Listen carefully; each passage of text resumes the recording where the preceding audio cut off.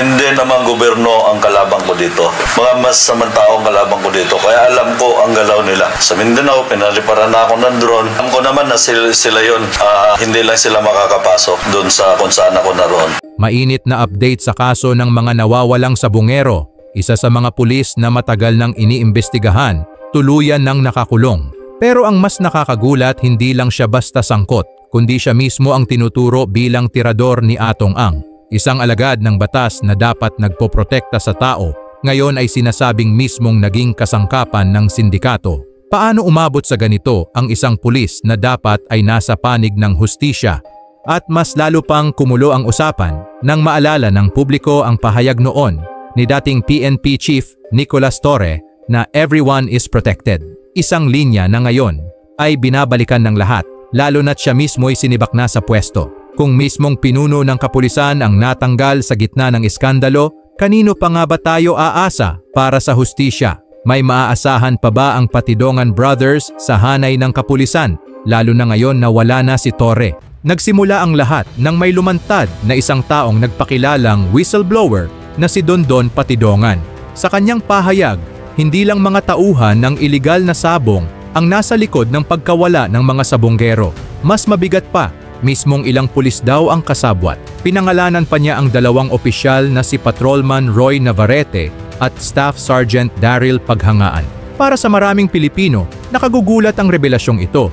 Pulis na dapat nagtatanggol, sila raw mismo ang dumudukot at nagiging kasangkapan ng sindikato. Isipin nyo, imbes na maging tagapagligtas, naging tagapagpatay, at dito na pumapasok ang isang mas mabigat na tanong. Kung totoo ang lahat ng ito, gaano kalalim ang lagusan ng kapangyarihan at pera sa mundo ng sabong at sindikato?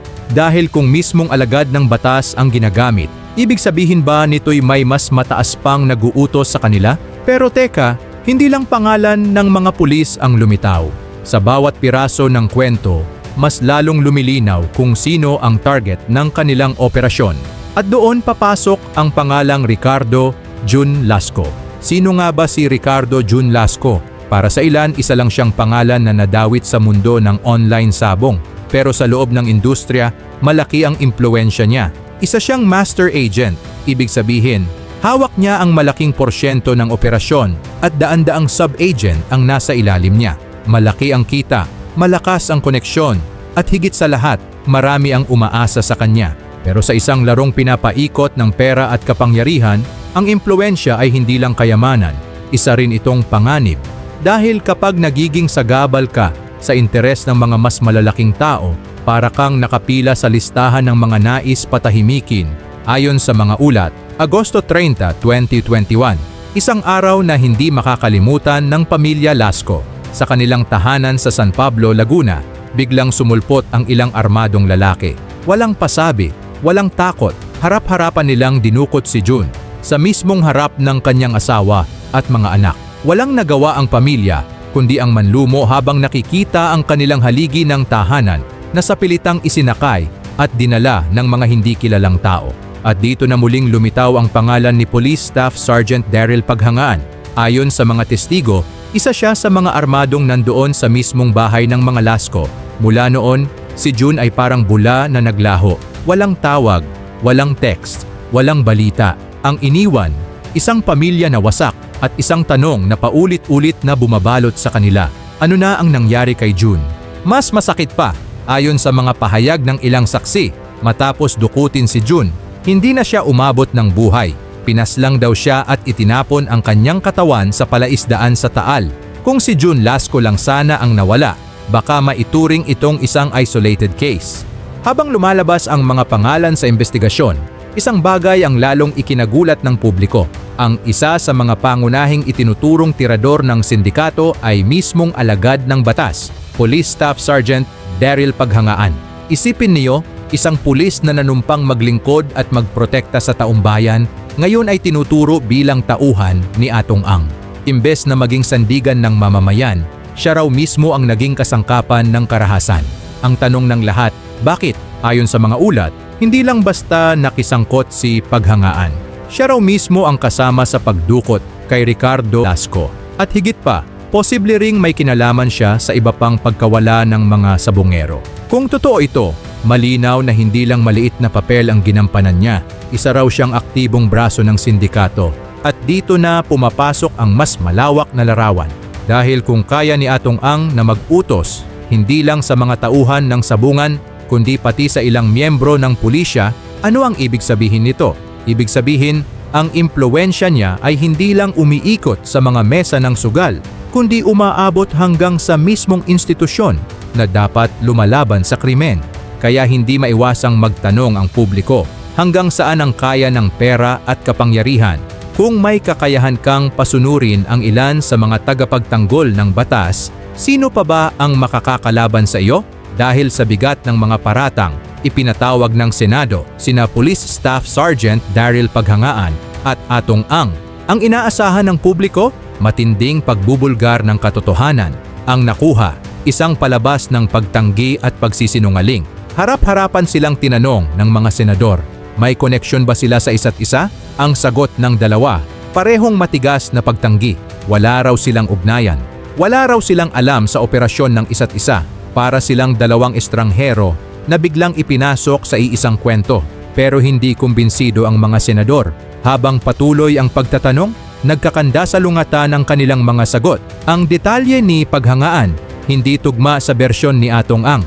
Ang depensa ni Atong, hindi umaayon sa kwento ni Paghangaan.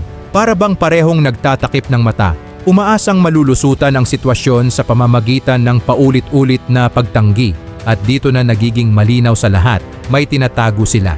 Habang si Paghangaan ay paikot-ikot ang sagot, halatang pilit umiiwas. Minsan, inuulit lang niya ang parehong linya, parang isang taong desperadong makaligtas, kahit halata ng hindi tugma ang kanyang sinasabi. Samantala, si Atong Ang, kalmado pero malamig, paulit-ulit na idinideny ang anumang kaugnayan. Pero sa likod ng bawat salita, ramdam ng lahat ang tensyon.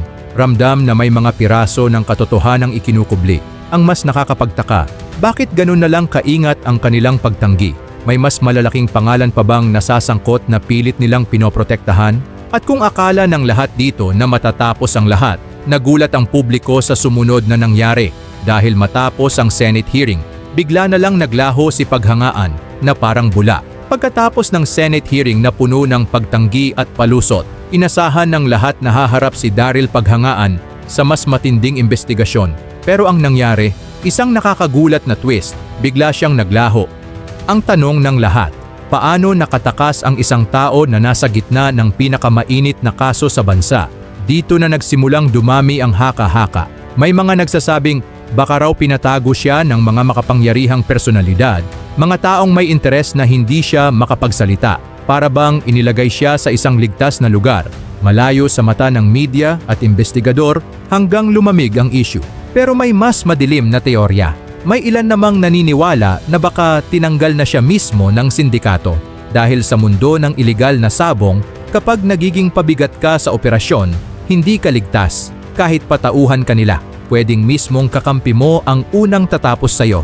At syempre, hindi rin mawawala ang posibilidad na siya mismo ang nagpasya na magtago. Isang taong desperadong iligtas ang sarili, pilit na umiwas sa liwanag ng hustisya.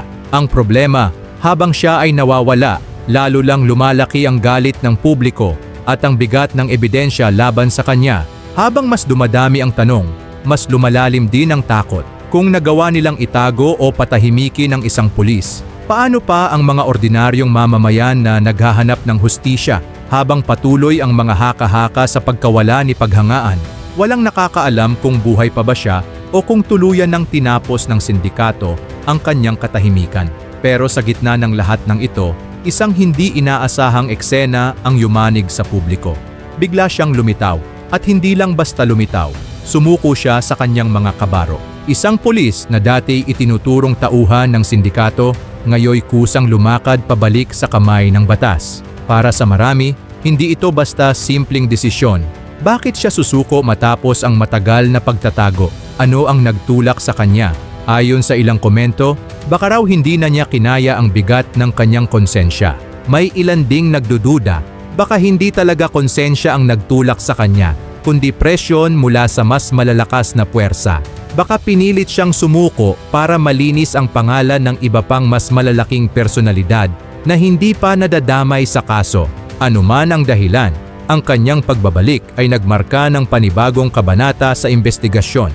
Dahil mula sa isang puganteng nagtatago, isa na siyang suspek na haharap sa mabibigat na paratang.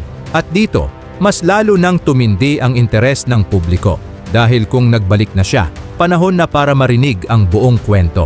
Pagkatapos ng kanyang biglang pagsuko, agad na inihain laban kay Police Staff Sergeant Daryl Paghangaan ang mabibigat na kaso, kidnapping at robbery. At ayon sa mga investigador, hindi pa dito nagtatapos. Habang tuloy-tuloy ang paglilitis, inaasahan pang may mas mabibigat na paratang ang ilalabas laban sa kanya, lalo na kaugnay ng pagkawala ng mga sabungero na hanggang ngayon ay hindi pa rin nakikita. Para sa marami, malinaw ang larawan. Isang pulis na nanumpa upang maglingkod sa bayan, ngayoy nakakulong na sa malamig na selda, isang simbolo ng pagtataksil sa unipormeng kanyang sinuot. Sabi nga ng ilan, kung sino ang nagtanim ng kasamaan, siya rin ang aani ng kaparusahan. At para kay Paghangaan, ito na ang bunga ng lahat ng maling nagawa niya, isang kapalarang bumagsak mismo sa loob ng kulungan.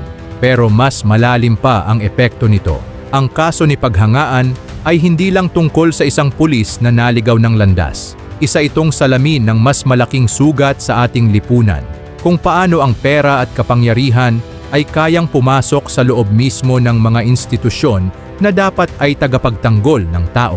Kung may kakayahan ang sindikato na pasunurin ang ilan sa ating mga alagad ng batas, paano pa ang mga ordinaryong mamamayan na umaasa sa hustisya? Kaya ang tanong na bumabalot sa lahat hanggang ngayon, si Paghangaan ba ay tunay na tirador ni Atong Ang o isa lang siyang tau-tauhan na itinapon kapag naging pabigat na? At kung siya nga ay nagtatago ng mas malalaking pangalan, makikita pa ba natin ang buong katotohanan? Ikaw, anong tingin mo?